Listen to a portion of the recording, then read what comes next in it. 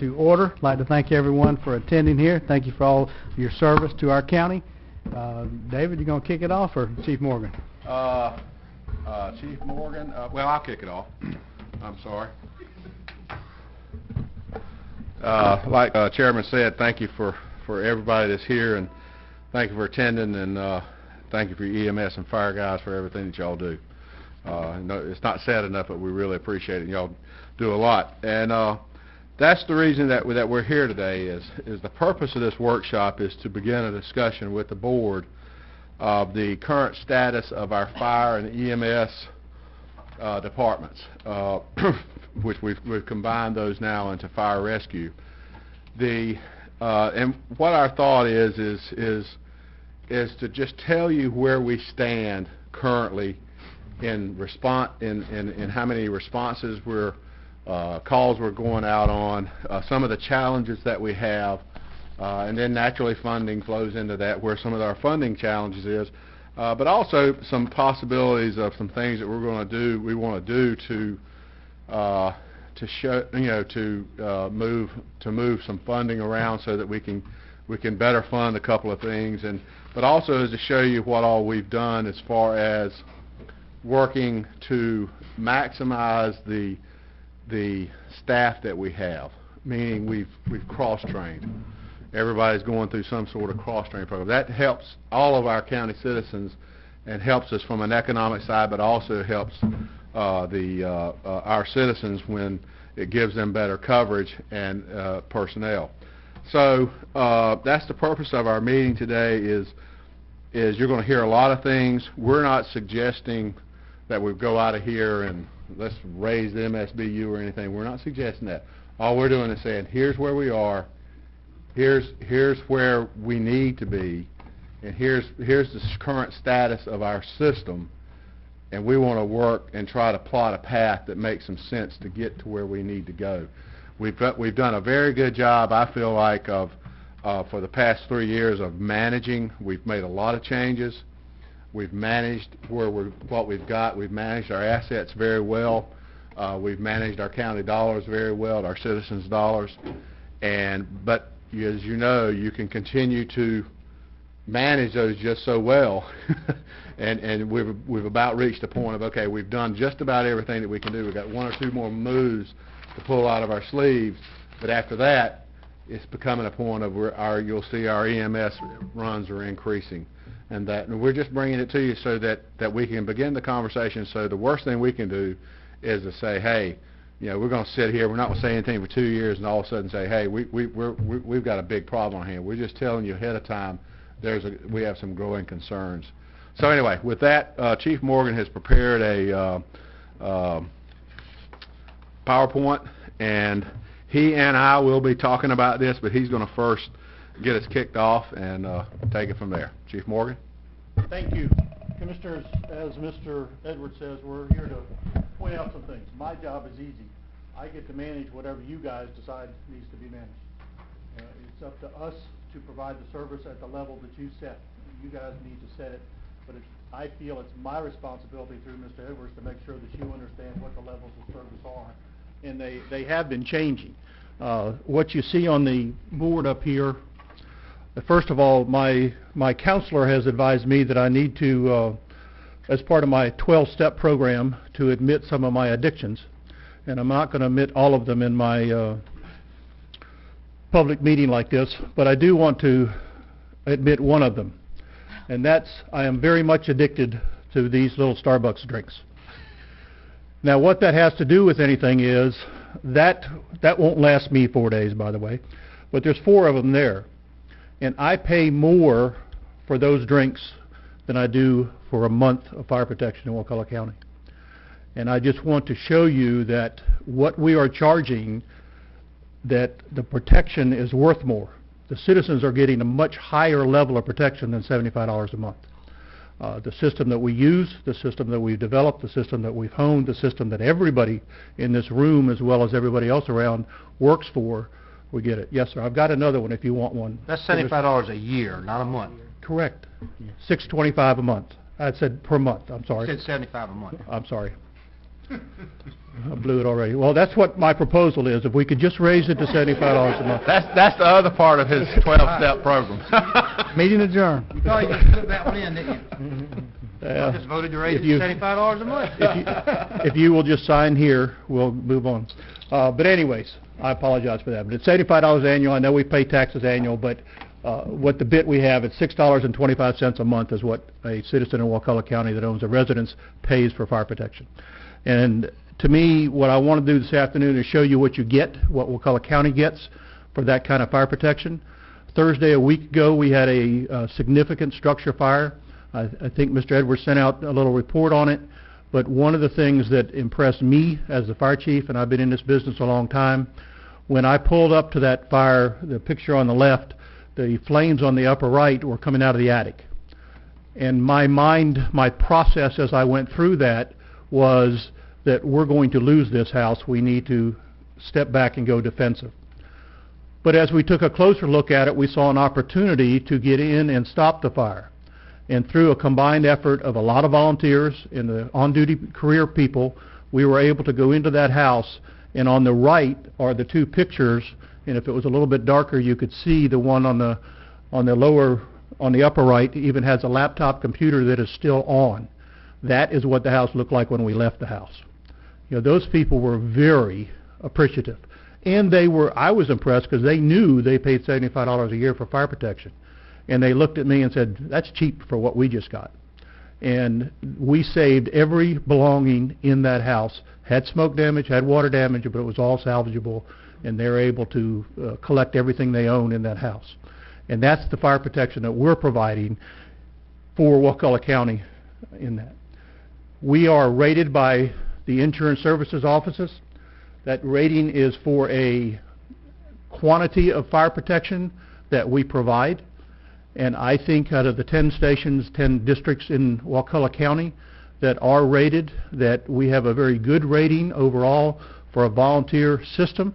And that's what they were all rated on, with the assistance of the two people that are on career staff for the firefighting. And we are due again to get rated. The insurance services offices tells us that they're going to start rating on a consistent plan every 4 years. I've told Mr. Edwards I have a very big concern that we won't meet the numbers that we need as far as personnel training hours. We're down some apparatus. It's going to be difficult to match what we are.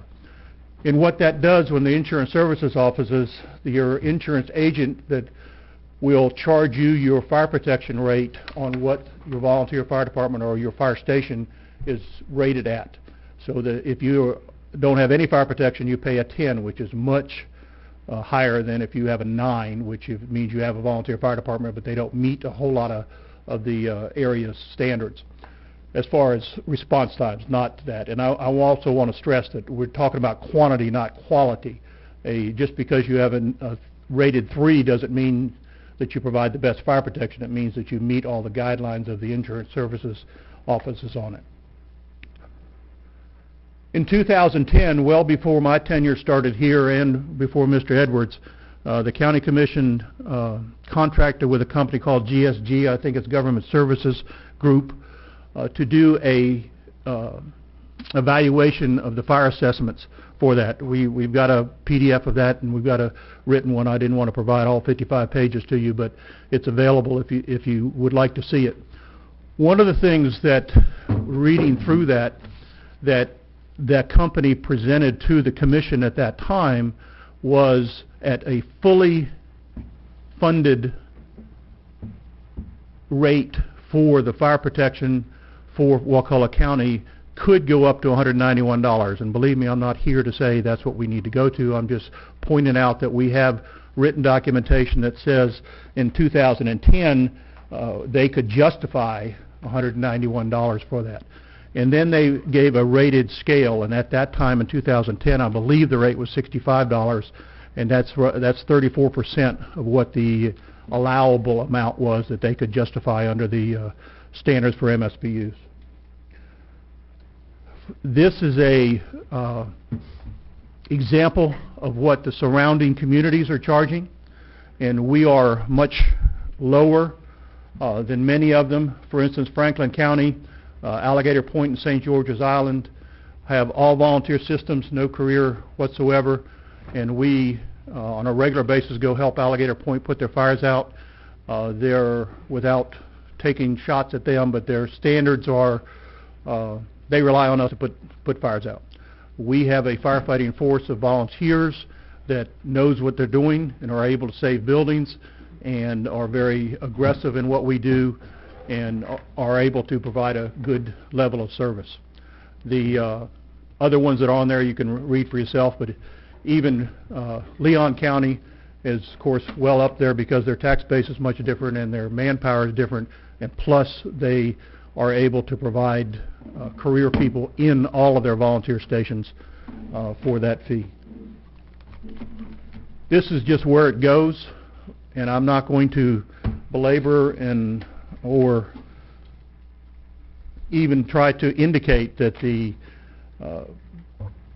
decisions that were made well before my time, and the majority of you that are on the board, that at some point in time they changed, that the career firefighters were funded by the general fund and then they were moved into the MSBU. I'm not saying that was a bad move at all, but it took about $450,000 from the MSBU funds that were scheduled for things such as apparatus replacement, upgrade of facilities and such as that, and there's now paid for personnel costs. So right now 41% of what we get in for MSBU is for the one career station of 2 people around the clock protection. I want to give you an example of what happens on a regular basis in Wakulla County. This was Saturday. You can see from the first 4 times that are listed, from starting at 10:07 to 10:20, in a span of 13 minutes we received 4 rescue calls. We have 3 ALS units. And I'll give you some more stats in a few minutes for how many times that happens. But within that time, we had 3 calls that were committed with our on-duty units. Our plan is, and what we've implemented since Mr. Edwards and I have been here, that the on-duty supervisor drops off the supervisor vehicle and mans the 4th ambulance, and we drop a firefighter off the fire truck to help man that unit, and then we call somebody in to help man the fire truck. On a Saturday, we were able to do that. There was enough off-duty people around, and we were able to man that. During that period of time, we received a 5th rescue call that was a traffic accident. The volunteers responded in Panacea, to one of our most active groups, and Engine 12 from here went because it was possible entrapment. And on the way to that call, we received a call for an 8-acre brush fire threatening structures off of East Ivan. So in that short time frame, we had everybody career-wise committed. The volunteers responded to assist, and we did a good job, and we were able to handle all the emergencies. But the very concerning part, and we're going to talk about EMS and EMS funding at the end, that we are relying on each other. We work back and forth on each other, and that's how we have designed the system, to make sure that we are able to cover the calls.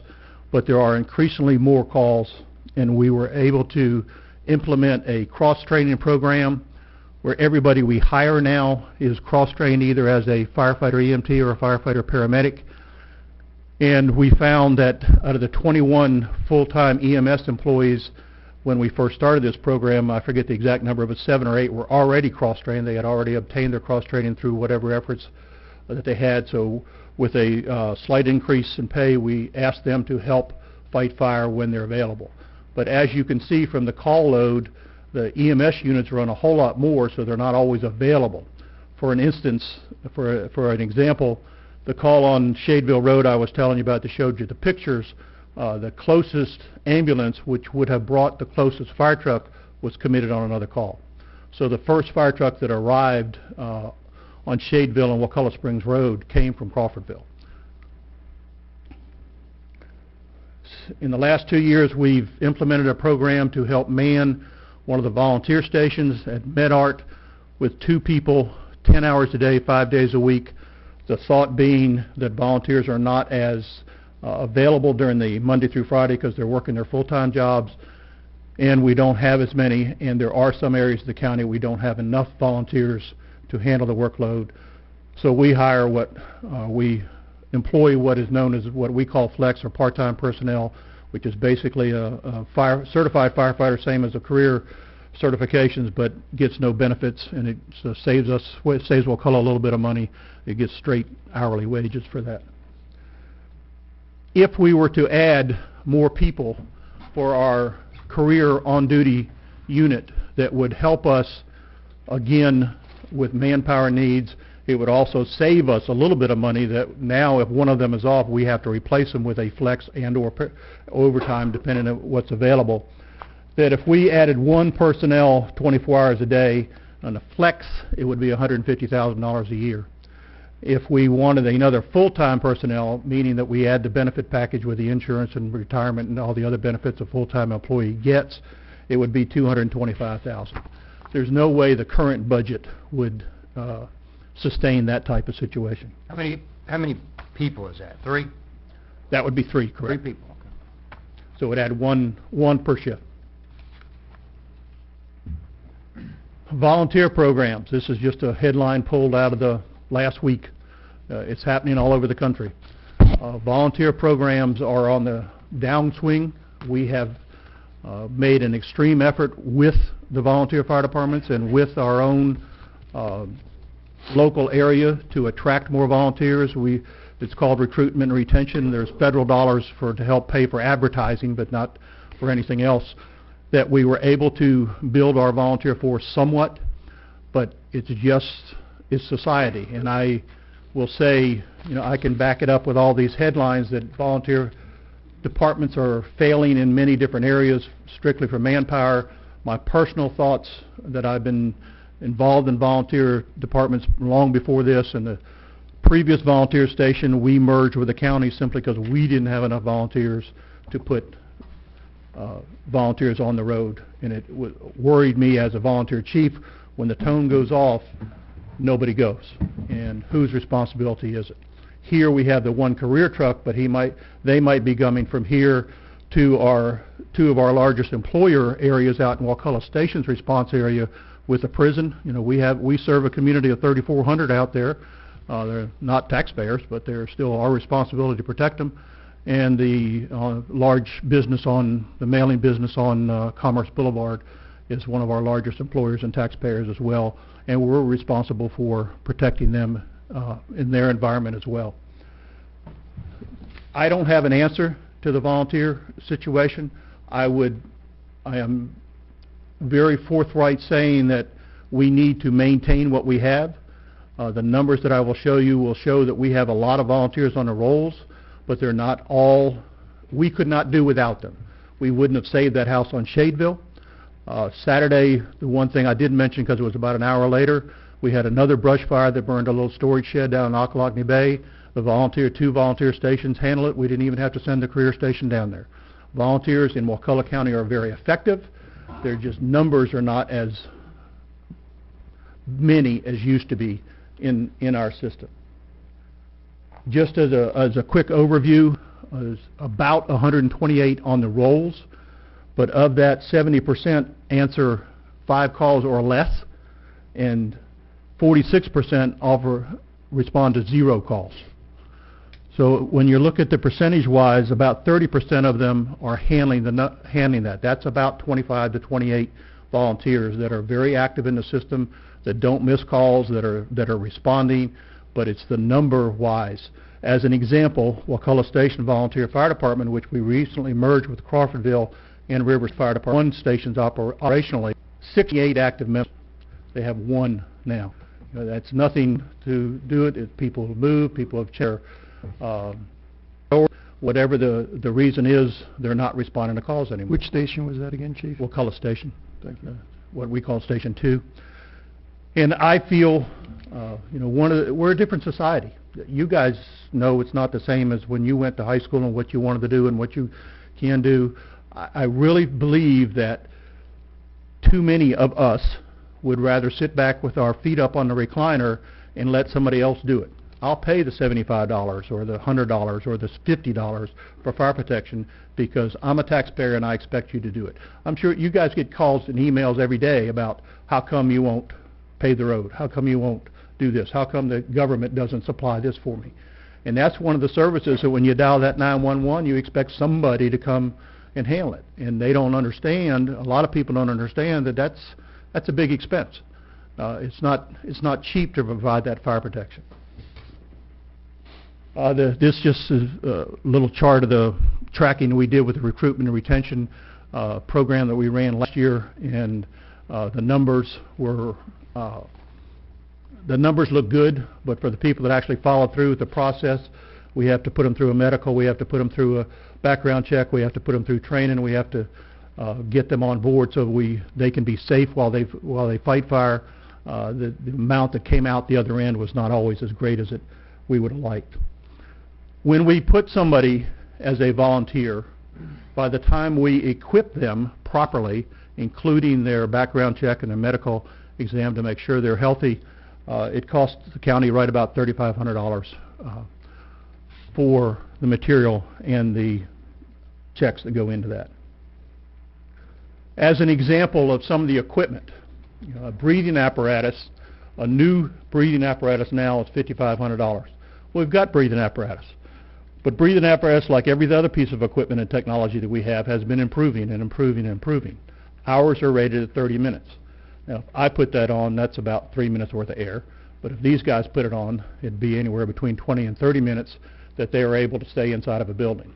Now there's newer standards that supply 45 minutes. And what difference does that make? Why would you want to stay in a building? Well, if the building's coming down around your head and you get trapped in a building, that's one more safeguard to make sure we can get that firefighter out.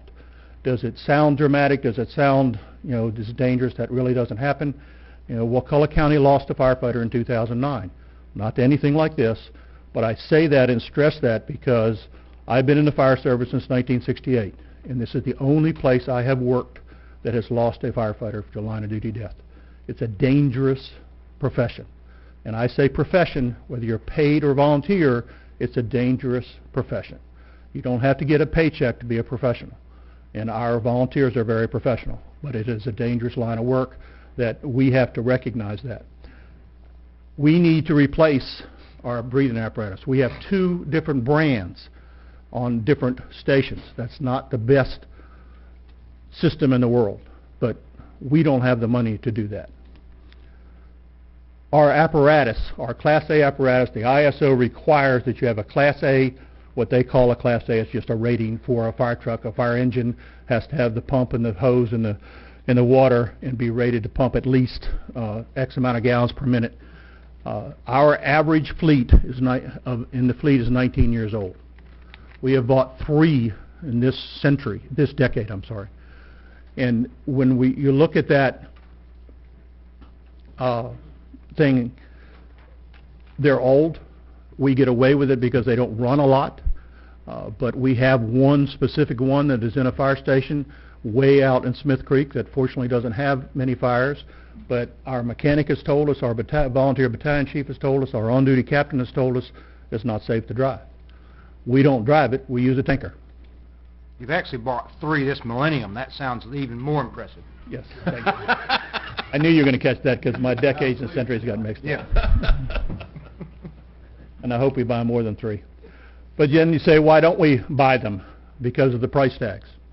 We don't need the ones that are this big except in the career, and the reason we put one this big in the career station is because we know that truck's going to go. It needs to take everything it can with it so that we know it's there. And we often have more than 2 people riding it, and sooner or later we'll have more career people.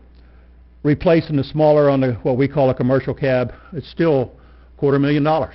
That's how much a brand new one of those costs. And believe me, it's not like going and buying a used car. Fire departments don't get rid of those things until they're shopped, until they're worn out.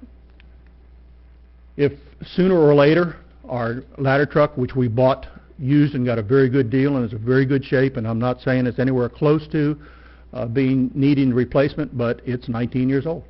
And when we replace that, if we choose a new one, it's going to cost at least $1 million to replace that ladder truck. And it is essential to Wakulla County to offer the fire protection that we need to offer. Our training center, which many years ago, the leadership of the volunteer fire department had the foresight to build a training center. There's very few counties our size that have their own training center. But the training center, in order to meet current standards and for us to use it for some other training such as Firefighter 2 and to replace the current classroom that is being used for living quarters, we need money to do that. And I'll just, well, the next one shows some facilities. You know, we have some stations that are in very good shape. We have some stations that we put quite a bit of money in and replaced the roof after Tropical Storm Debbie came through. But just as an example, this particular fire station, you see the bay to the far left is bigger than the other ones because a regular size new modern fire truck won't fit in the other bays. You know, it was built for what the need was when it was built. In order to place more apparatus in there, it would have to be redone. And those types of situations that we need to look at and understand that that replacement program is ongoing and is not going to go away. If we wait to replace apparatus till next year, it's an average of 20 years old. If it's the following year, and you can do the math and see what it is. And certainly the funding level is not there to wholesale replace 6 or 7 fire trucks at the same time. This just shows you it's a number out of the, I won't say out of the sky, but it's a number I picked. If we upped it to $125 for a residence, I didn't do the math on commercial and vacant. It's just a number to plug it in. That if we upped it to $125,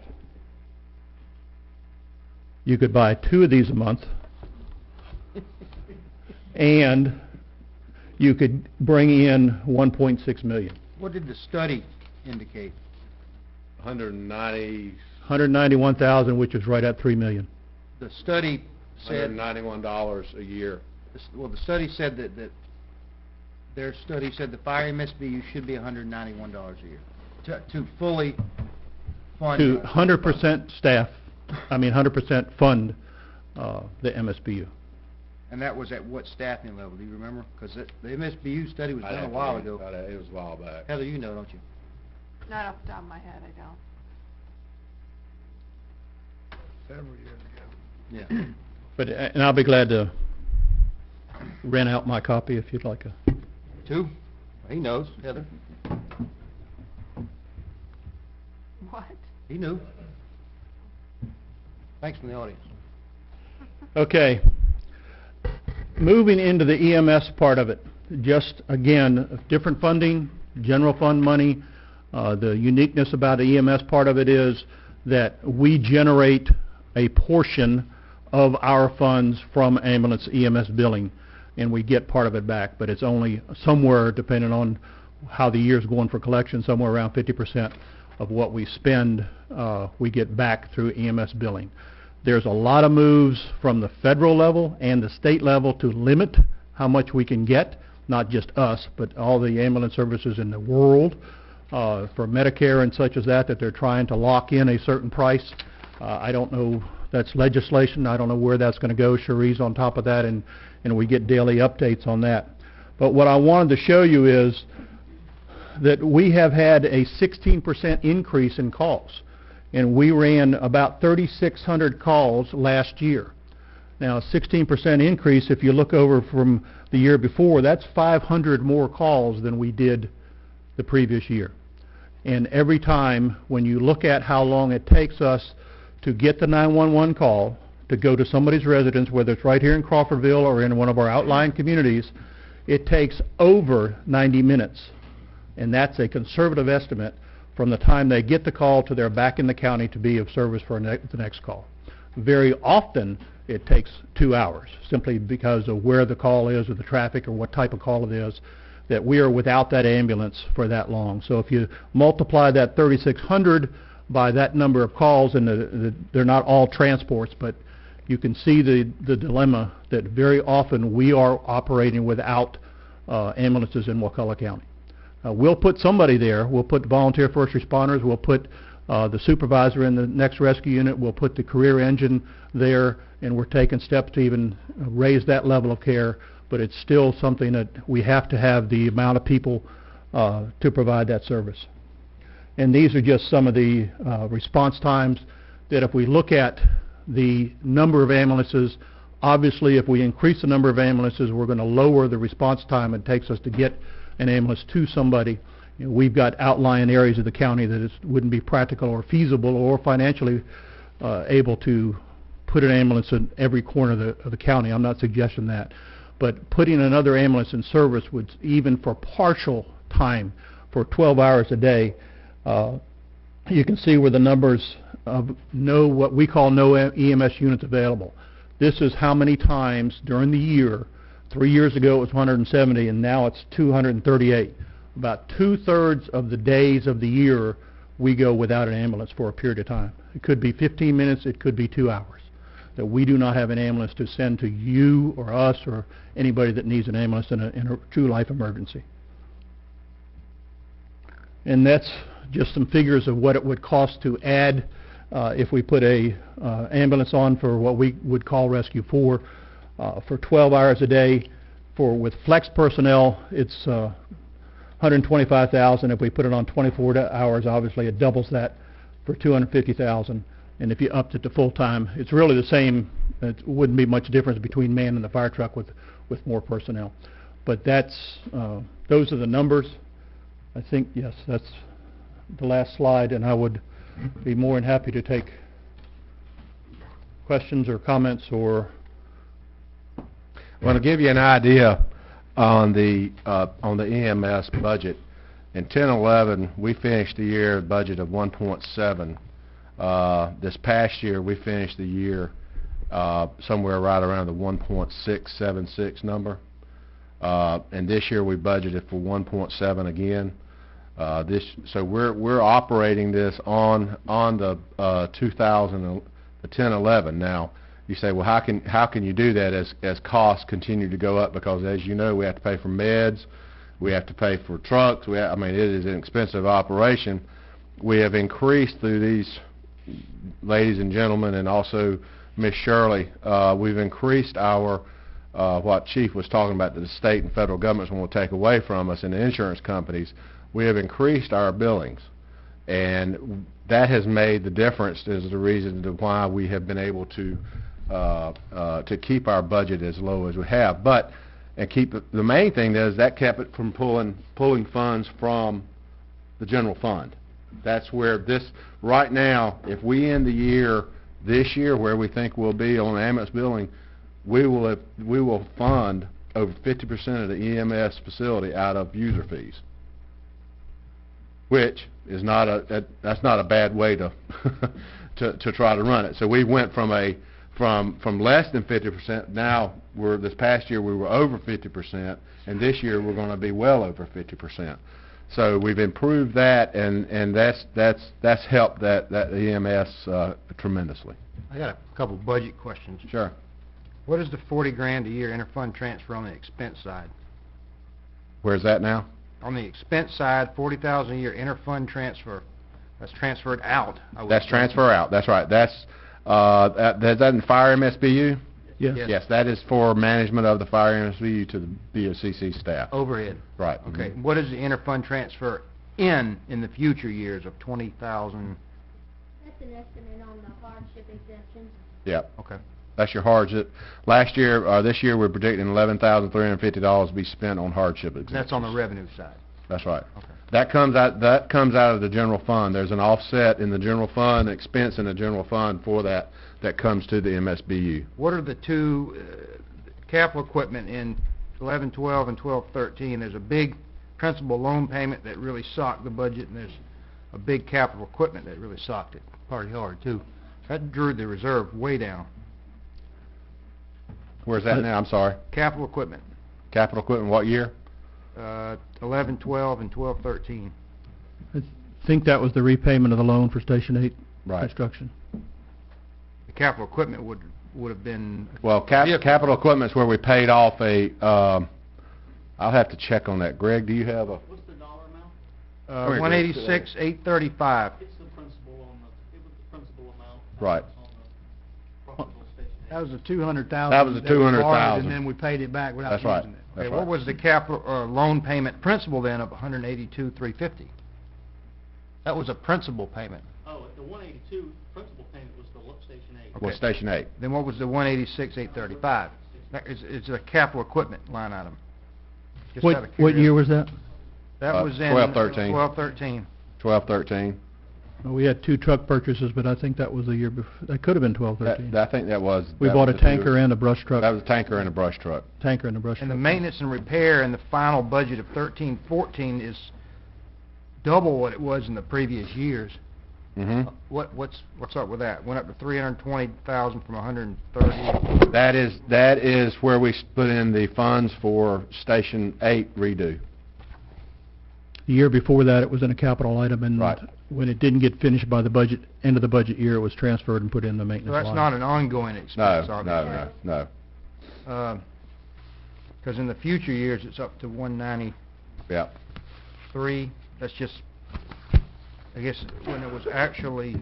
Well, and the reason that continues to go up is just what Chief said. The out years in 15-16, what you'll see is all that is just purely maintenance cost on our existing fleet. And any time we're running an older fleet, it's going to cost more money. Now, if we start replacing that fleet, that number could come down.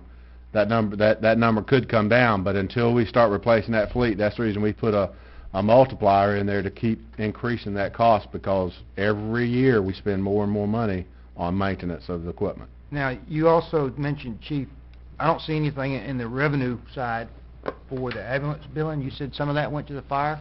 No, none of that goes to fire. All that goes to... Right. I'm sorry. That goes to just EMS. That's budget. 100% EMS. 50%. The ambulance department, how is it doing budget-wise? What? We're looking at the fire. How's the ambulance doing? Is it...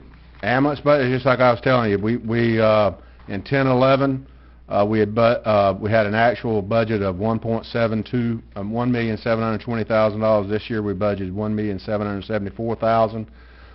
So it's an increase in expenses by about $50,000. And we increased our revenue from $690 to $875 this year. But it doesn't need additional revenue to stay above board, right?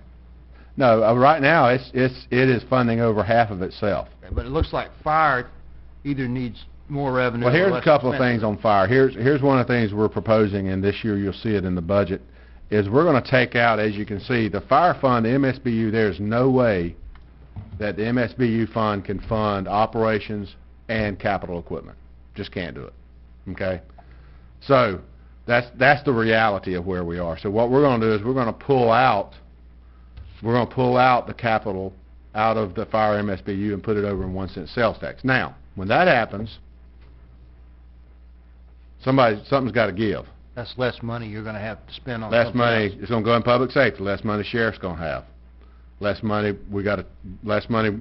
Right now, we don't have much in there. We've got less money we're going to have for other things as well. Everybody's going to have to take a crunch down. Well, you because could always shift the allocations around. Well, Either and that's up- what I'm saying, and that's the next thing, is to shift allocations. But understand, something gives when that happens. You take away from roads, and we all got complaints today. Well, but as soon as we retire that debt, we've got 60% that's going to be available. That's right. So if That's we right. pull some of that back, maybe put it toward public safety, maybe put a little bit toward parks, That's right. and then they're going to get more toward roads than they have been for the past few years. I agree with that 100%. And that You're all- right. This You're all right. depends on getting the 1 cent sales tax. And it reduced. depends on getting that, but you're right. That's the reason we need to redo that allocation. But that's one way of taking this fund, because it can't keep on doing what it was envisioned, originally set up to be able to fund all. It just can't do that. I don't personally mind. Dollars I aren't don't- there. hate to say this as a politician. I wouldn't mind raising the MSBU up. Well, I don't know if you- 193 was I don't- justified. Yeah, but I don't know if you need that at this point in time. Do we need an increase? Yes, because on the long run, we've got some growing issues, but I'm not one to want to raise things. I mean, that's the reason we're building, and I've stressed this, let's build the numbers.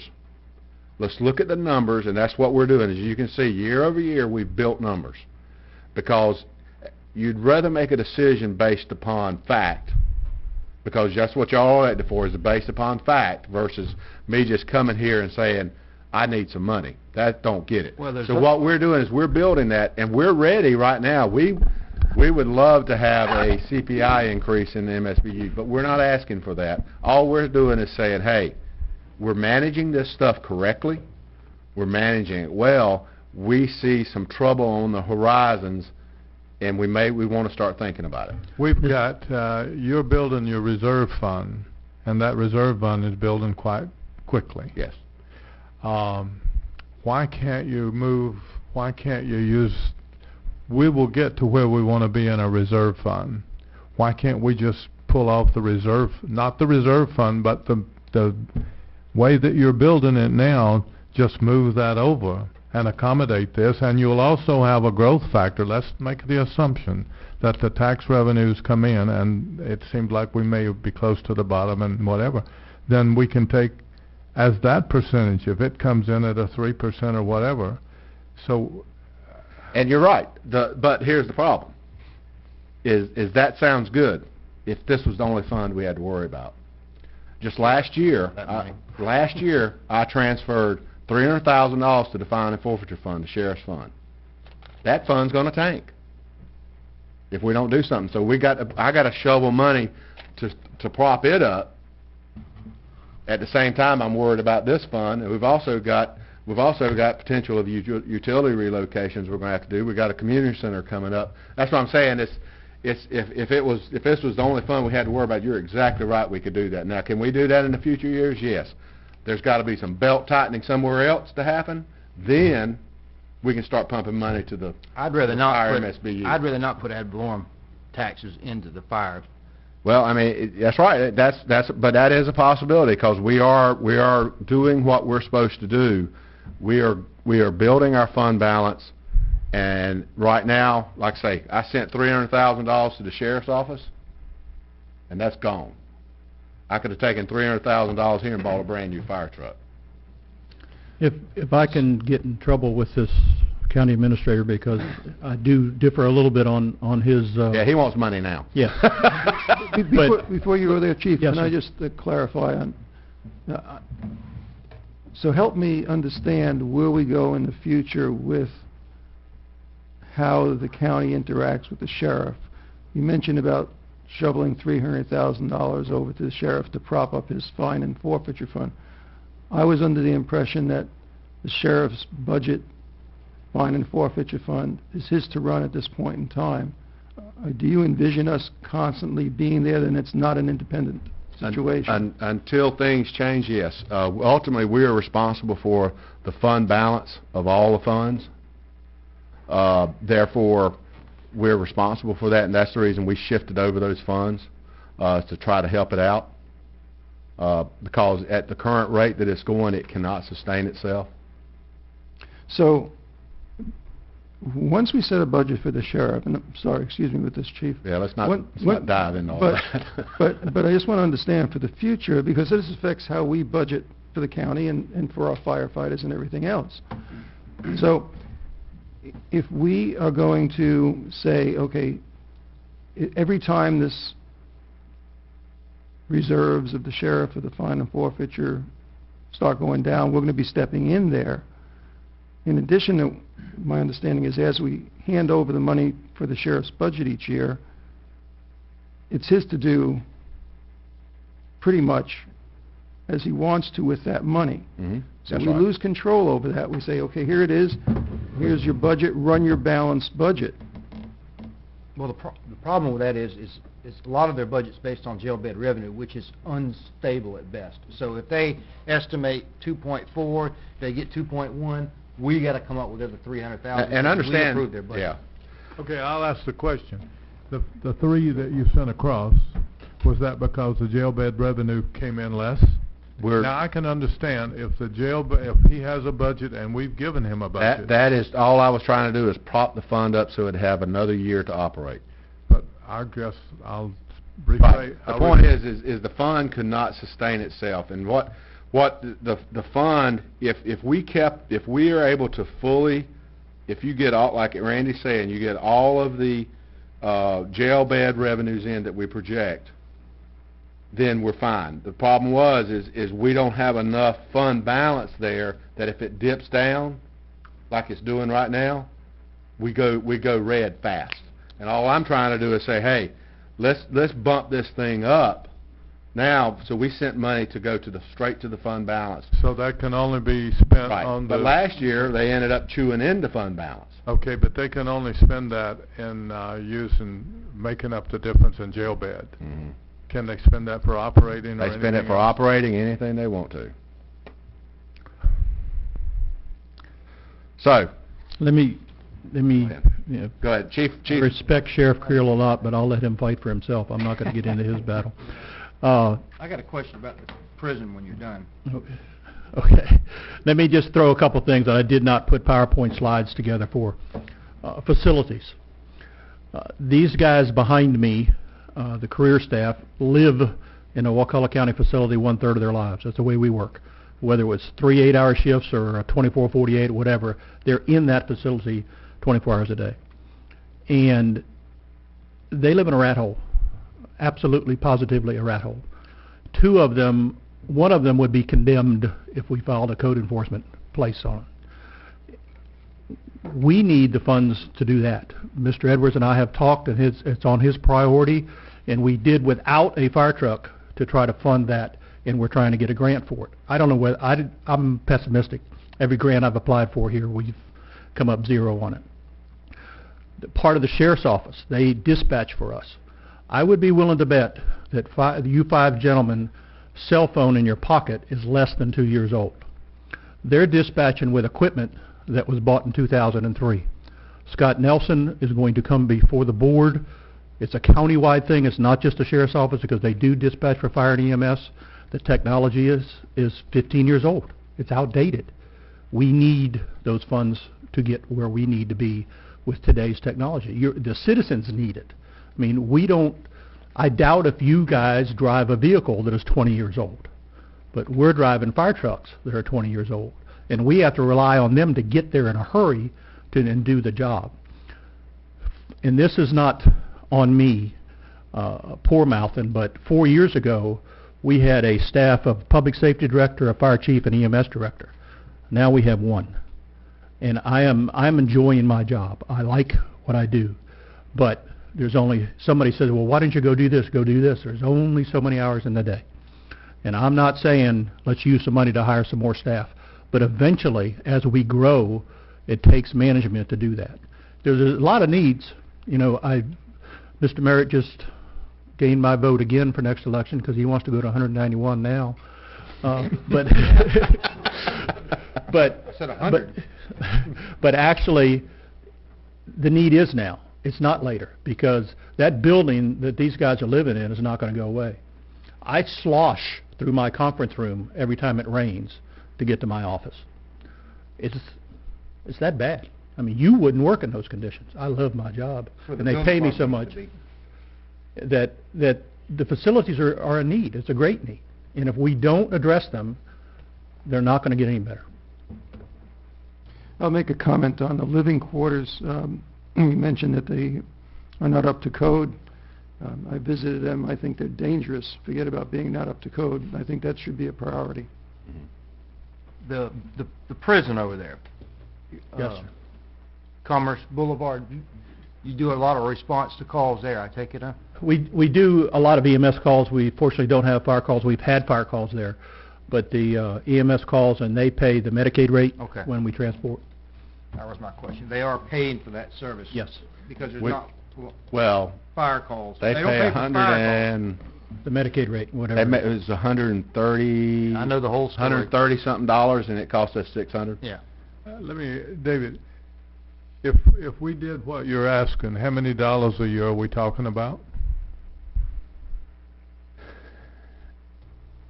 What are you asking? I didn't. Well, we're not really asking anything, but I think what we need to do is I am not prepared. I know the chief right now wants to ask you for $85 to $100. I'm not prepared to do that because I want to make sure that I bring back to you guys, if we say we're going to increase the MSBU or like to entertain that, is at what levels, here's what you're going to get if it's $5, $10, whatever it is, here's what we could gain out of that. And I'm just not today prepared to do that, give that to you. And I think that's needed information. The publication that we did distribute in last May or June, and then this got postponed until after the November, There were several figures, if you still have that, and I'd be glad to resend it in PDF form, but it had several different rates of from 75 up to 125 Let's of just what take, the income would be. just for a matter of understanding, let's just say that that's a $75 rate. What does that come out to be per year? Our budget is about $1 million in. Yep, million. So $1,035,000. The 75 would raise it up another million. No, it No. is 75. Yes, if you doubled it. Yes. You're if right, we- you and- get 2 million. And that's generally speaking what you would probably like to have. Well, And- I put 125 on Okay. the slides, and All right. on the slides we put 1.5 million. But 70 give you another $1 million. Yes, sir. 75 more. Correct. Yeah. Could We'd I have ask to do the- another MSBU One more study, fact. though, to justify any change. Yeah, in I think, but that's right. I think we would need to do a study to justify it, but also I think what we need to be able to sit down and say is, here's what to me, it needs to be done. Here's where we're at. I don't know if we need a study yet, but here's our needs and here's how we can get there. I think there's a couple things. One is I think our 1 cent sales tax, use of that for capital is a good idea. If we get that's one answer to the question that says, okay, that takes off $100 a year right there, because as you can see the capital replacement, it'd be $100. We'd have to increase it probably by $100 to catch up on our capital. So let's carve that into 1 cent sales tax. Then I got to talk to the chief. Operational changes. What do we have to do to update things? How much is that going to cost him? What time period we do it? So it may be we come back and say, hey, this year we need a $50 or $25 increase, and next year it could be 5, and the next year it could be 5, somewhere along those lines. But give you some incremental that says, here's what the value of what we're giving you is this. Why don't you get the 1 cent sales tax committee together? I think Chris is on that. I don't think they've ever met. They could, suggested reallocation since our Right. road. But that's just one part of the equation. Well, I'm saying. Big part. I understand. Right now the allocation is what, 60% to roads? That's right. And we might want to make it 50 and take 5 and put it to Parks and Rec, and put 5 and put it to capital outlay. What roughly, do you have any idea how much a percentage you need to add to the current allocation to cover these capital expenditures? I keep going back to the fact that we're building a reserve, and pretty soon we're going to have, how much are we building our reserve a month? It varies. It's Gives me hard. an idea. It's hard. That's hard to say because every month's different. How much have we built it the last year? We built it up significantly. We're at fund balance now. Give me a number. We were about $400,000. We ended up about $400,000 to $500,000. How much in the hole is the sheriff's department to follow that up? No, I'm still not getting my answer. Okay. We were about $500,000. So we increased our... Better than what fund balance was supposed to be, yes.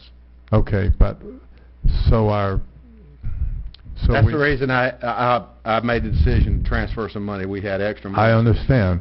What I want to do is, if the chief needs money, I want to use that.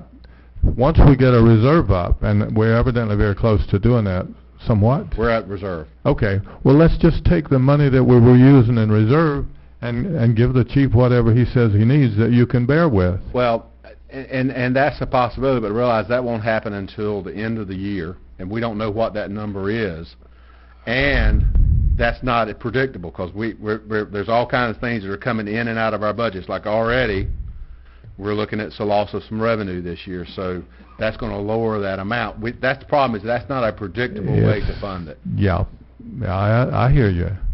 It's just not predictable, and that's. I'm with you, but it's not predictable. I just don't want to get in a position where we have to go step by step by step, a little bit of step here and a little bit of step there and whatever, and then have to go to the people and tell them, well, we're going to raise your taxes. Well, and that's the reason I'm being very cautious, because we have done a good job of managing our assets that we've got. These gentlemen and chief and my staff have done a very good job and the volunteers finding different ways to do things.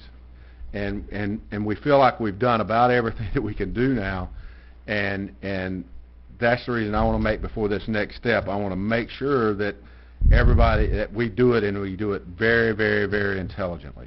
Well, I basically, I totally agree with you. This is probably the best group of men that you could probably, in any part, any Women. county, anywhere, that we can have. And they're probably operating as efficiency as you can. Yeah.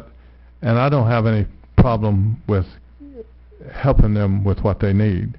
But I don't want to go to the taxpayers and say that you've got this. I think you can probably find that money within what we've got. I don't think so, Commissioner Moore, but that is something that you know, there's a lot of variables that go into it. As many of you know, the state and the federal governments, they're constantly pawing away at our revenues, and they're constantly pumping expenses. As the state cuts, all they do is send it down to us to fund. I understand.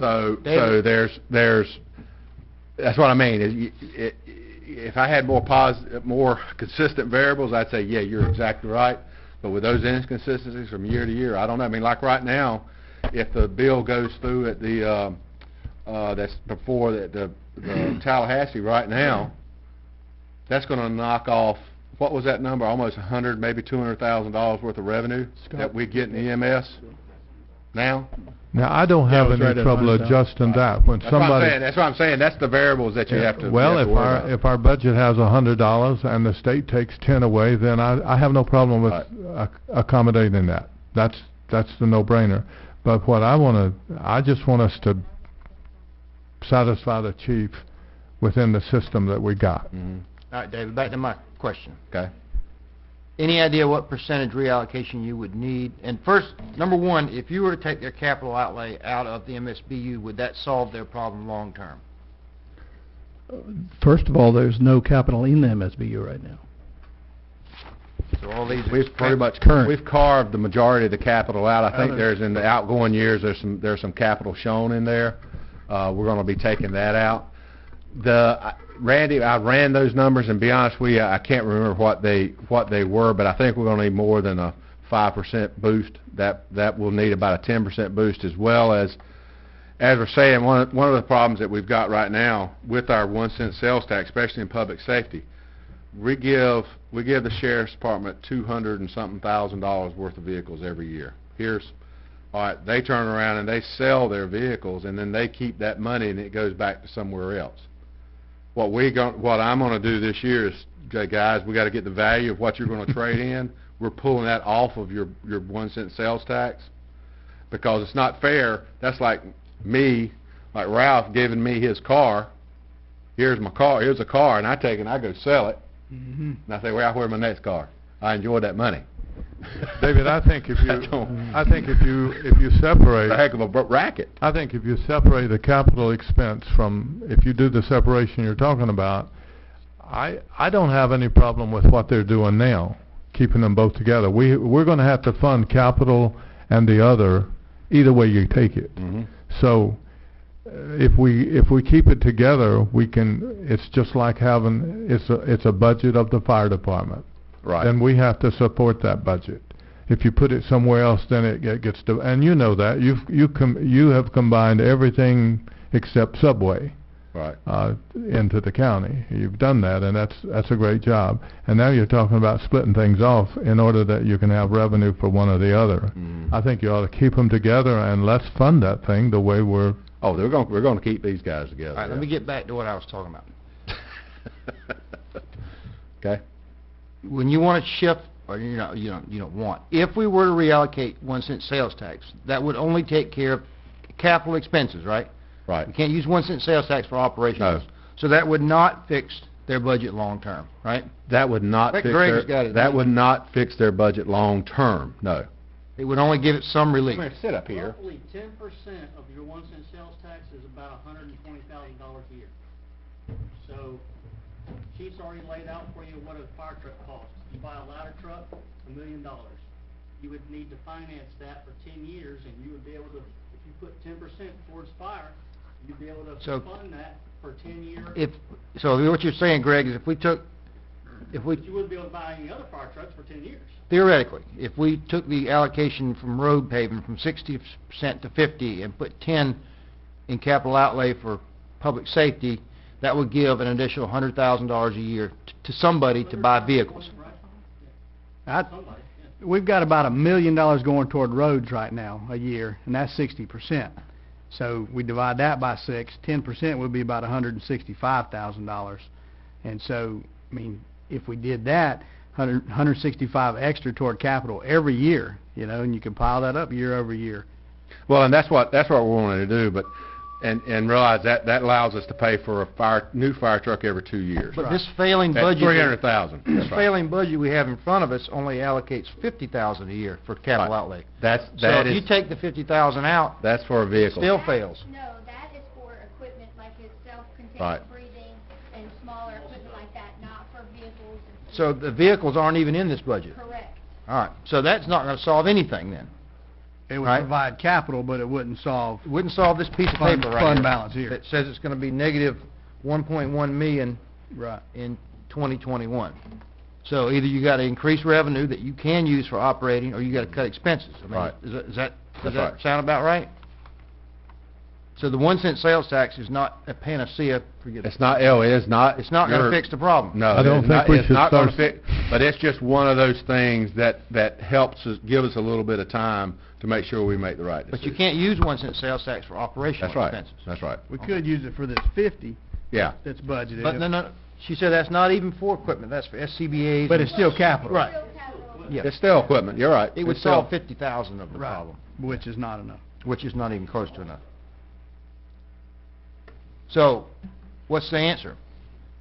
You either got to increase revenue, so we got to transfer money from the general fund to give, if Chief's wildest dreams come true, or we got to raise the MSBU, We can, or somebody has to cut expenses. we can pull money out of the... I don't wanna do that. Out of the money. Okay, you may not want to do it, but we could do it. We could do it, but I think we need to stay on track with our reserve. Once we get our reserve, then we need to build the sheriff's department reserve up to make that stable. Then we really need to save that money for what it's intended for, which is a reserve.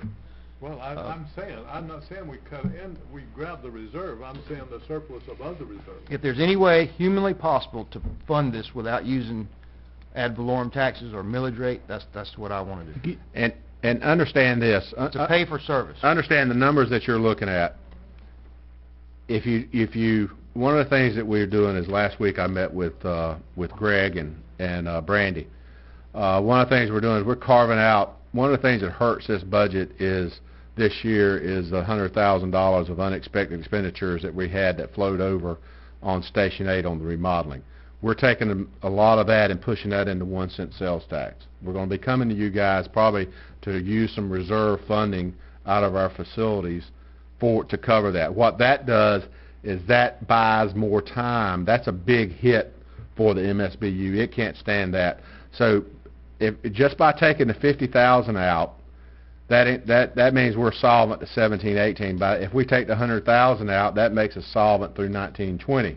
That gives us time enough to incrementally, we're going to have to increase the MSBU because expenses will keep going. So, but that will give us time to incrementally increase that MSBU. The thing I like personally about MSBU is everybody pays it. Even if you live in a single wide that's worth $5,000 and you don't pay a dime of property taxes, as long as you're not qualified under the very, very low income, you're going to pay that MSBU just like your house.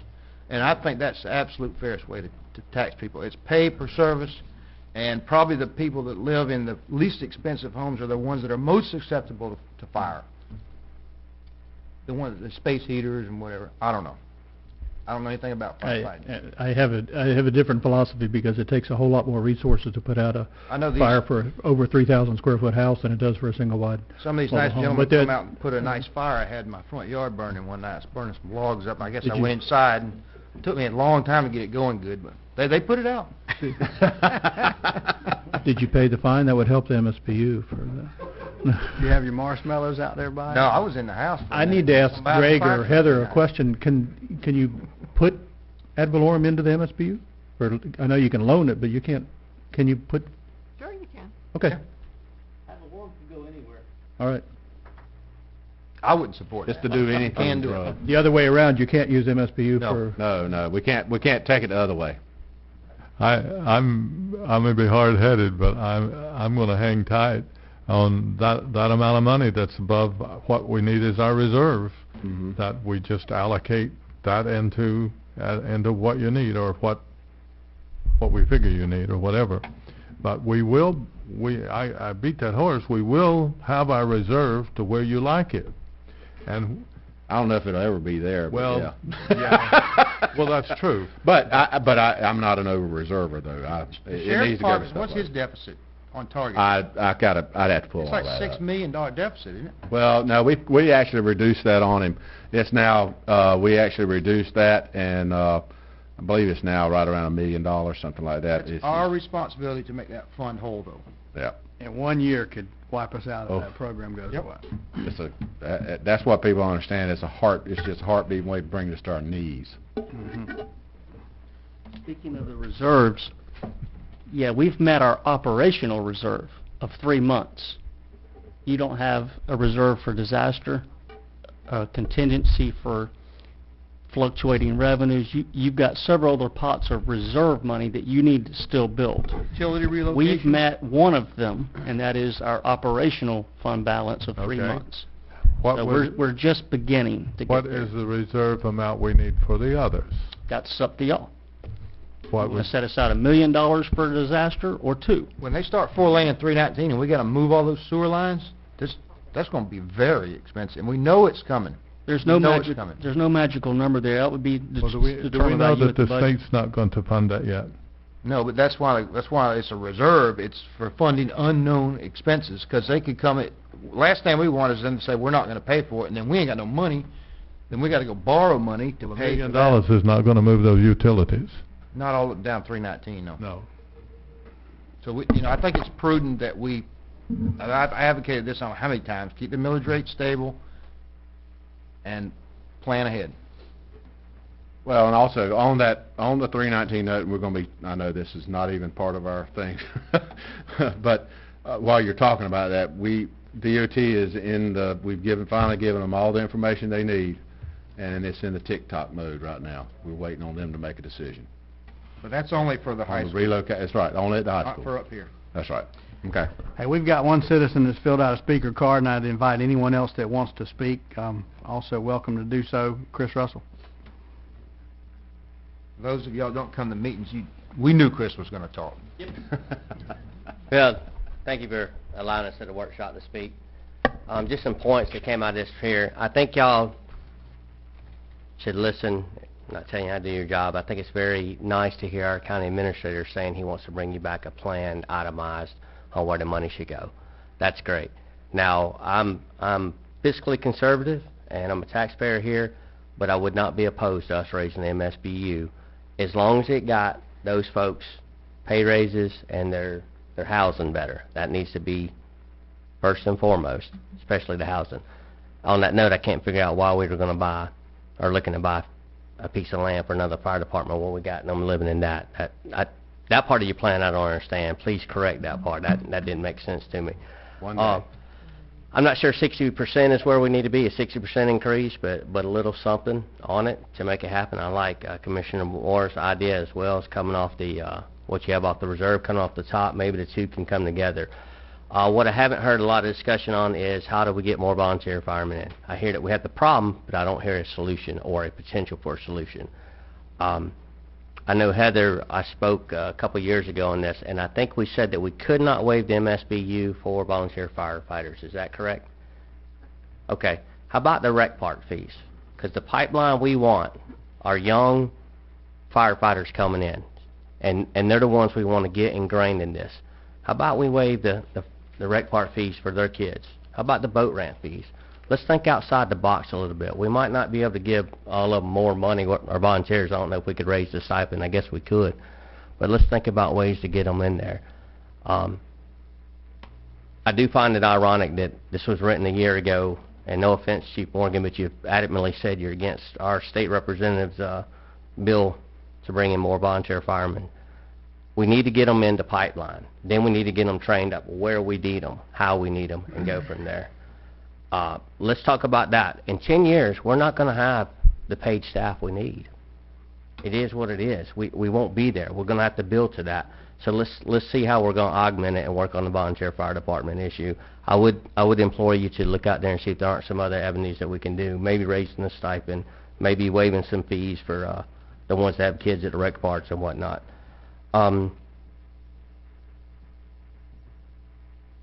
Do we have a cost recovery statute here in Wakulla County when we go to responses?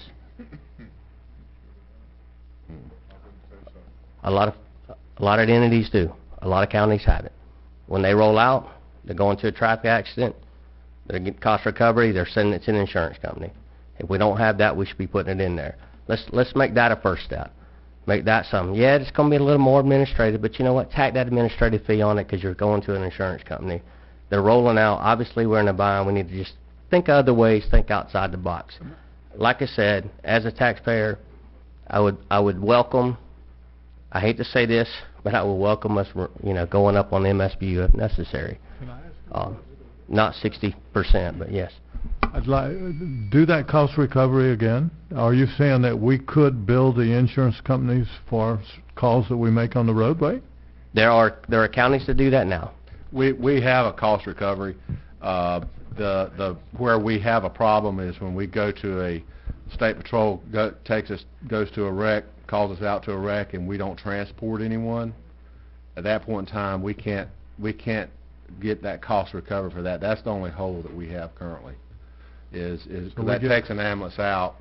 As if we transport them, then we got them, and yes, we go against our insurance, and we Medicaid insurance, whatever that is, we'll bill them for the ambulance ride. But it's the going out and the FDP calls us. What about on fire calls? What about the fire when you have gas or whatnot, and your guys are going out there and having to secure the vehicles and whatnot? There's not a cost recovery on that, which is basically any car wreck. We cost recover everything that we can. I mean, in fact, we're going through that. Last week we went through all of that, and we're going through some new ways to even get better at doing all that.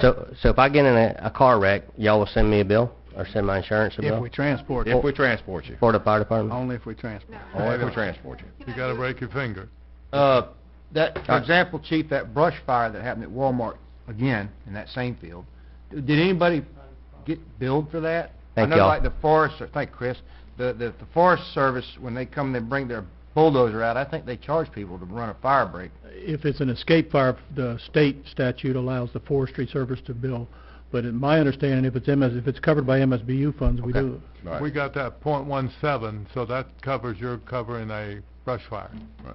And Chris, what we were talking about is the EMS 17 cost cents per recovery. We acre. can't do Oh, yes, we can't yes. do that on the MSBU. I do like Chris's idea, however, about if we can offer free boat ramps and parks as a little incentive or a thank you. Yeah, really. and we've tried a lot of stuff, and that we'll continue to do that, but We just doubled the stipend this year. and we doubled the stipend. The reality is it's a different world, and all we're saying is we want to continue. We're slowly working, but just understand where we are, and the volunteers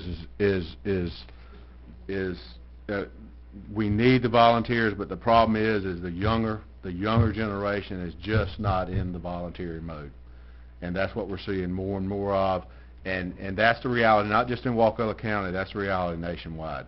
We're going to continue to work it. We're going to work it as hard as we can, but all we're doing is coming to you guys saying, hey, here's where we stand today. We may not like it. If we want to do better, we're going to do better, but it's still, that's where we are. You're operating within the budget that we have today. Yes. Then let's say that the growth factor, let's dedicate a part of the growth factor to these folks.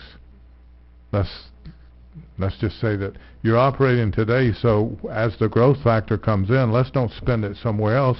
Let's first of all allocate that growth factor to their system. Yeah, I agree with you. And there's no way to do a cost recovery for a residential fire call, against residential homeowners insurance? Well, that's something we've looked at, and with the MSBU, they're paying for that fire service. Now, if we transport somebody, yes, we can get it against their insurance, but as far as I know, am I right in saying that? I'm not aware of any prohibition. There is a prohibition in Florida. You can't charge accident response fees for fire or police even to go out and respond to vehicle accidents. I'm not aware of any specific prohibition on doing insurance billings for fire responses. It's something we could look into. This home he showed us, they saved the home and saved the insurance company considerable amount of money. You know, seems like if there's a way to bill for that, they win, Like I we said, we win. do it on the EMS side. We're very aggressive there. You could almost look That's- at that. We can look at it, we'll look at it. You could almost look at the MSBU as a readiness to serve, and then, like, when those, I'm sure those people would be more than happy to pay up whatever the bill is. I don't know, say it was $300, they'd be more than happy to pay that with, their house got saved. Just a And thought. if you don't have an insured home, are you gonna bill the homeowner? But if it didn't. Yeah, then they wouldn't want to pay the Pay fee. them. Is I there mean, another the person to speak? concern, Yes. Okay, I'd like to speak. Okay. from a policy perspective, the thing you'd have to think through if we were gonna go down that line is, you know, obviously, we're not just gonna bill insurance, then we're gonna potentially bill the homeowner. Obviously, we might not recover from the homeowner, we understand that. But is it gonna then make people more reluctant to call 911, try and take care of the situation themselves if they think that they may be billed something? So that's sort of the, Or can it be placed on their tax bill? You save their home, surely they wouldn't be opposed to spending $300, you know? I don't know. That's something we can look at, sure. I mean, kinda like we talk about a lot with boat ramp fees and different things, you know, those who are using or paying. It's very difficult to do that here, but in some way it would move toward that system that, you know, you're being reimbursed if you're the one using the service. Let me see if this idea will fly. We have the 7% public service tax. Can we pull a penny off of that, or 2 pennies, to reallocate a penny or two off of that for the fire department? Anything but. We consider that all coming from the general fund, so if we carve something off a general fund, it just comes from a conglomeration of all those. I'm just, okay. Yeah, you could do it. You could but do it, It's yes. already in the pot. That's right, it's already in the pot, that's right. But you might as well take property taxes, the same thing. That's right, that's right. We have another citizen, Bill Russell. I thought Mr. Russell had already spoken. Other one. There you have it, Jerry. Just a couple of things. One is, and Chief Morgan will tell you this, that if you bought a new fire truck for every station right now, every station, it wouldn't change anybody's insurance rating. It wouldn't do anything. What we've got to have is some butts to put in the seats, and we're in a situation, if the volunteer force can't grow, if it doesn't grow, well, then raising to 125 isn't going to do it. You've got to go on past there, because we can't help anybody's insurance anymore. He said that probably if they came in now, your insurance rates are going to go up because we don't have the fire protection. What we have to think about now is helping people just to have protection, not insurance, just plain protection. And over at Wakulla Station, they're hurting in that area. You said they have one volunteer. I think they should have a couple of people paid during the daytime over there, maybe Friday through Tuesday or something like that. But and these guys do need a better place to live, and it doesn't need to be a little temporary fix. But I would put them in the Crawfordville Fire Station until I could get Dave's working on that evidently to get them a place to live, and that really needs to happen. But I don't think that we need to do anything until we find out if we can build our volunteer force back up. If we can't build it back up, then you got to look at a whole different scenario. And if you do build it back up, then it's an entirely different thing. But like Smith Creek has an engine that nobody's even willing to drive, but it doesn't matter because they have a good tanker. So they're getting by. And if you gave a new engine, it wouldn't help because they'd leave it in the station and take the tanker. So they're getting by, and I'm not saying we need to get by forever, but we need to see where this thing's going to go, because you don't know how much money you're going to spend or not spend until this sort of somewhere balances out on how many volunteers we've got. If we can't get more volunteers, we're in a world of trouble, and that's all there is to it. If I were a volunteer, I probably wouldn't go. Probably your biggest thing with your volunteers is that they can't even buy the gas to go to the fire for what we pay them. Well, we've upped it. What's the number? To go to a fire now, we've upped it to 20, which I had suggested more. But how many? I'll ask the question. How many? The cost of one full-time person. How many? What's that cost? and then you relate that to how many volunteers can serve for the cost of one full. Well, you've got 50,000 in here for stipends, right? So wouldn't that answer that question about a full-time person, right? About a full-time person. Full-time person's a little bit more than that. Well, then how many? But a full-time person wouldn't do away with the need of volunteers, No, no. and 6 full-time people, more on duty per day, really wouldn't do away with the need for But volunteers. what I'm talking about is how many, if you take the average of 10 volunteers and what they cost per year, how many of those can we get into that $50,000 deal? And let's pay them more. If we can get 6 volunteers for the price of 1 full-time, then let's pay the 6 we get 6 more people. That's a... The money isn't doing it. There's got to be Money's not something doing else. it, and that's the point. It's a different day. And here's the problem is like Bill said, the problem is when do you say we've exhausted the volunteer search? When does somebody say, okay, we've officially done everything we can, there's no more ideas out there, now we got to do something? That day will never come. Well, we've got some people here that are trying to bring up kids through the high school. We need to just see how it works out, because like I said, if the volunteer program dies, that $125 won't touch it. The $191 won't touch it. And if the volunteer program really builds up, then maybe you don't need to do anything. Right. And I think you're right.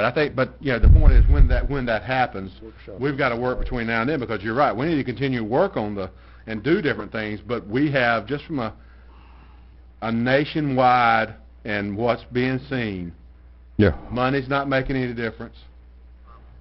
Benefits aren't making any difference. We can't even get people right now into training, like the one bill that's up there right now. Okay, all of a sudden we're going to have volunteers with no training. Perfect. All right? Thank you.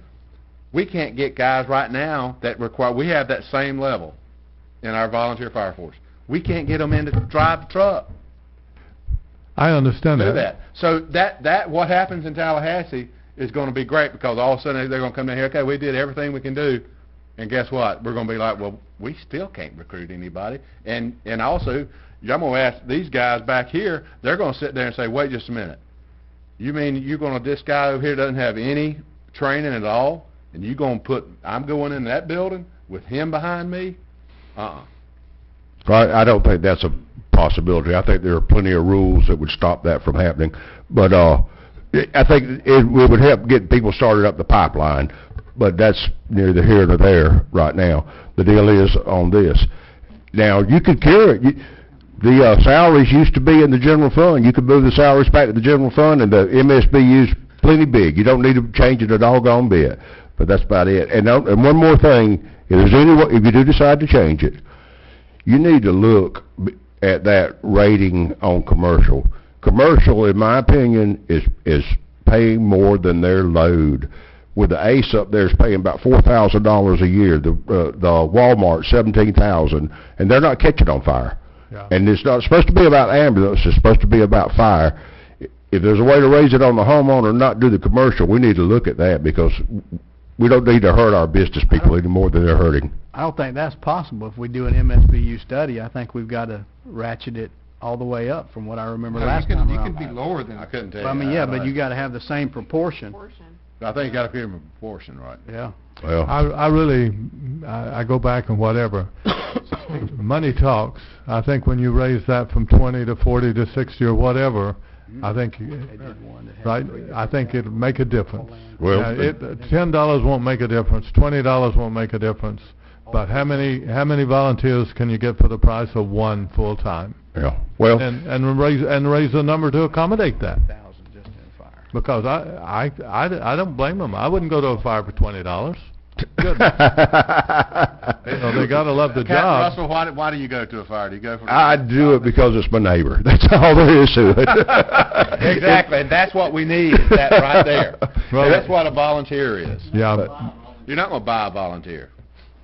All right. Thank you. Thank you. You're not gonna get him into a fire for $20 either. Commissioner Kessler. Thank you, Mr. Chairman. So, again, I'll say that one of my priorities in dealing with this is is the housing for the firefighters at the present time. So I'm not going to keep on harping on it, but I've had discussions. I know we're moving in a direction, even if it's temporary. We have to do something immediately or as soon as possible to rectify the situation. And I differ from, and I'm not going to get into a long discussion or any discussion on it, but I differ with the statements that deal with taxation. I'm very different from not touching the ad valorem and going over the flat taxes. I really differ with that. But I'm not going to speak to that either. I'm going to speak about the low-hanging fruit. And the first, and as relates to ambulance and as relates to fire. So what I mean by that. So I had the opportunity to go out on a call, and without getting into the discussion on the call, an ambulance call. It was a totally useless call. Useless in the sense that it was not reasonable for that family to have made the call. And I understand that's a slippery slope, because where do you go on the call that should have been used and the person thought, well, maybe I shouldn't. But I think there is a degree of education. And, are you following me on this? Or okay. I think there's a degree of education that we as a county might consider doing in educating our population, that it's more reasonable sometime to take your family member and put them in your car and drive them to the hospital, or your baby. You know, if they've fallen and they're fully awake and they're feeding and they're doing everything that a normal baby should do, and you're still not sure what to do with that situation, put them in your car and don't call the ambulance. Because not only does the ambulance roll, but the fire rolls often. And that's a real cost. So I would consider doing some kind of attention to spending some money on education. So that's for ambulance. As far as the volunteers, I haven't given up the ghost on the volunteers. I know you haven't. All right. And it's a different world. And I agree it's a different world. But what I think it's a different world is not because people don't care. I don't think it's a different world because the young people don't care about their neighbors. I think it's a different world because economically our young people are growing up, are maturing in a world that is much different than their parents. The economic ability for them to put food on the table is much harder for them than it was for their parents. And I think that affects their ability to say, I'm running out to these calls and whatever it is, $20 or whatever, I'm putting gas in my car, I'm doing this for my neighbor. I think it does affect them. And so the low-hanging fruit for me includes things like, maybe we offer them perks like the rec park. Maybe we offer them a retirement program like many other places do. And there are ways of setting these things up that you say, okay, we're going to put X amount of dollars in a fund for you.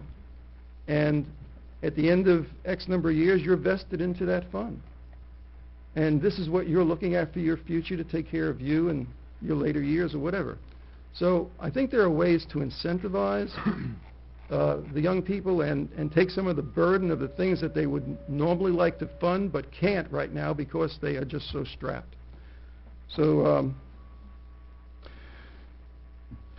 that's it. And I did email. I hope you all got this by email to take a look at it. I thought it was pretty interesting. And this one was a study done from Alaska, but it goes to every state. And that's so there's ways of doing something like this and partnering with the state and doing things like that. So I think there are still areas that we can look at that may make sense, trying to get that low-hanging fruit. Thank you. Okay. Well, you've kind of made me think of something that I haven't thought this thing through, but a lot of folks do have tough economic times, so it's hard for them to sacrifice that time to do this, and they're worried about taking care of their families. What if we could, you know, you mentioned retirement, what if we could set up some sort of scholarship program for their kids? Dad shows up to these calls and he earns credits toward that. We bank that money forward and, use that money to help send their kids to school when that time comes. I mean, I don't know. It's just an idea. And I thank all of the paid firefighters that are in the room, and I'm not neglecting them, just trying to continue to provide, because if we were to try to fund a completely paid fire force in our county right now, it would be, well, I think it's impossible right now for us to do it without really putting an extreme burden on our people. So I think at this point in time, we still need both the volunteers and the paid people. Very good. Any other citizens like to speak that have not filled out a speaker card? Any of our volunteer, paid guys? Now's your time. I think they're hungry.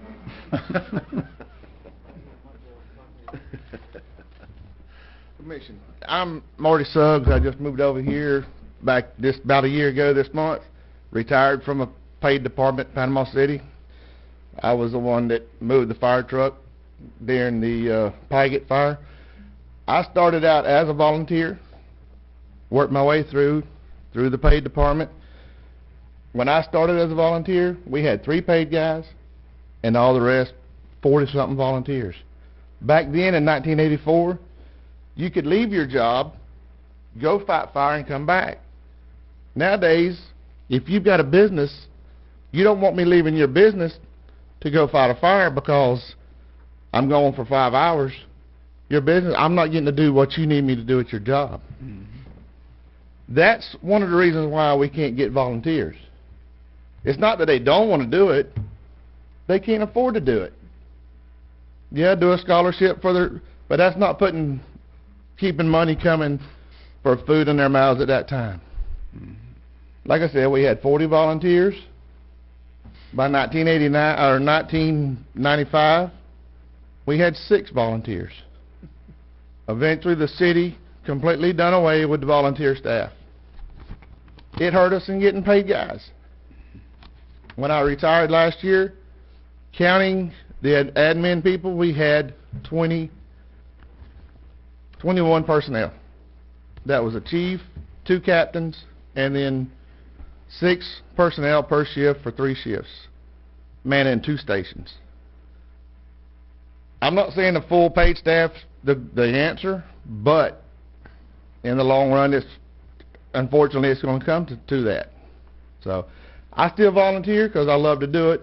3rd generation, it's in my blood. I can't help it. Tried not to do it, but couldn't stay away from it. So I'd just like to say that. Thank you. Appreciate your service. Yes, sir. David Crum, and I've been with the ambulance service for 10 years. Before that, for basically almost 20 years, I volunteered with the Meadowlark Fire Department. 20 years ago when I started, we had probably 8 or 10 people.